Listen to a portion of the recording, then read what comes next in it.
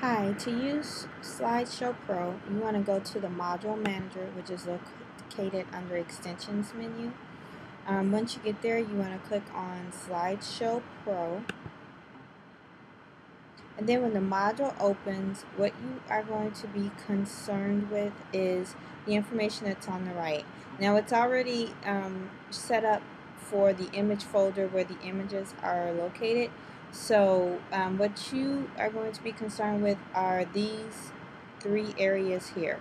So notice there's a folder that says, or not a folder, but an area that says images, and this is the name of the different images that you want to show. So when you add a new image, you have to pay attention to what the image is, and you have to put the image name in exactly as it is on the file name.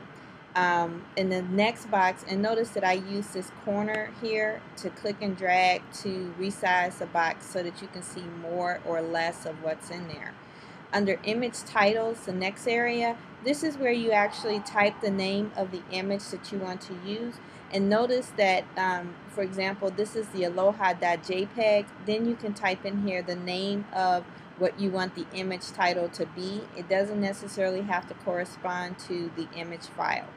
In the next box down here is the URL, and for each one of these you are to copy and paste the location for the particular image that you want it, or not the image but the page that you want the user to go to when they click on the link. So for example, in the case of aloha.jpg, all of these are going to take you to the FOCA gallery page, which is this page right here.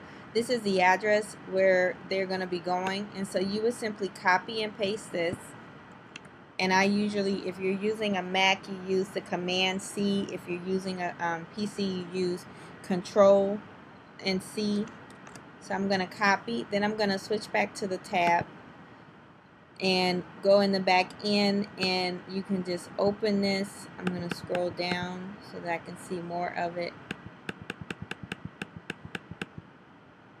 And then you're just going to copy and paste it in where you want it to be.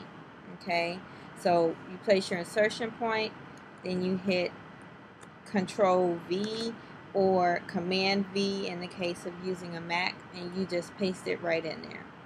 Okay, once you're done, you click Save, and it will save it. Or if you want to keep this window open to double check things, then you click on Apply. Now, one thing that's very important is the fact that for each one of these, for example, the first image, each one of these is on a different line, and each line corresponds with the information for that particular item. So for example, Aloha is on one line, Aloha is on the first line here, and the link for that is on the first line here. And you have to follow that sequentially through each step. So Chicago Blackhawks is second here, Chicago Blackhawks has to be second here, and the page that you wanted to go to for Chicago Blackhawks has to be second here.